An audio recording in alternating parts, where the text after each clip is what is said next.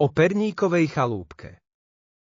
V dávnych časoch sa v malej dedinke pri lese odohrával príbeh o dvoch súrodencoch, Jankovi a Marienke. Ich rodina zažívala ťažké časy. Otecko mal druhú manželku, Macochu, ktorá nemala deti rada. Macocha neustále nadávala na ich prítomnosť a chudobu v domácnosti. Jedného dňa sa rozhodla, že deti treba poslať do lesa, aby sa tam stratili. Otec, zlomený a rozrušený, vzal Janka a Marienku na prechádzku do lesa. Dával im len malý kúsok chleba na cestu, aby mali čo jesť, a s ťažkým srdcom ich viedol čoraz ďalej od domova. Po chvíli malá čistinka zachytila ich zrak. Otecko povedal, že ich nechá na chvíľu oddychovať, kým sa pozrie na okolité huby a bobule. Deti sa usadili a čakali na neho, ale on sa nevracal. Keď začalo stmievať, Marienka sa začala báť. Nikdy nenájdeme cestu domov, povedala s plačom. Janko sa však snažil jej dodať odvahu. Neboj sa, Marienka.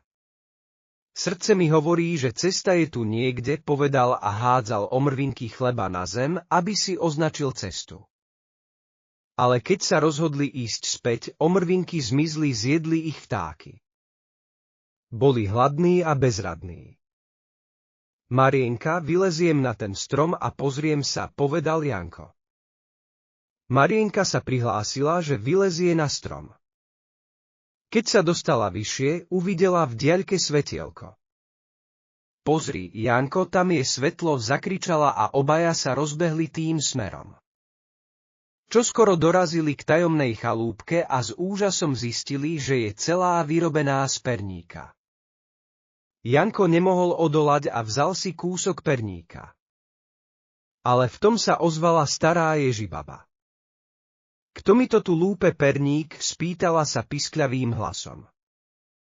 Janko rýchlo zavrátil, že to bol iba vietor. Na nešťastie, Ježibaba bola bystrá a zbadala ich. Chytila ich a vtiahla do chalúbky, kde ich zavrela do klietky. Každý deň im dávala veľa perníkov, aby ich poriadne vykrmila. Mala zlý plán, chcela ich zjesť. Jedného dňa Ježibaba rozhodla, že na raňajky bude Janko. Prikázala Marienke, aby skontrolovala pec. Ja neviem, ako to urobiť, odpovedala Marienka. Našťastie, bola to chytrá dievčina. Predstierala, že je rozrušená. Ježibaba, nedbajúc na varovanie, strčila svoje nosisko do pece. V tej chvíli sa Marienka chopila príležitosti a zatvorila Ježibabu do pece. Poď, Janko, musíme ísť, zakričala a rýchlo vybehli von. Boli šťastní, že sú konečne voľní a bežali, kým sa neocitli ďaleko od nebezpečenstva. Po ceste sa však náhle zastavili, pretože pred nimi stál ich otec. Janko. Marienka, volal šťastný, že ich opäť vidí. Macocha sa meditým stratila a tak otec, plný šťastia, priviedol deti domov. Tam sa znovu spojili a žili šťastne, s novým začiatkom.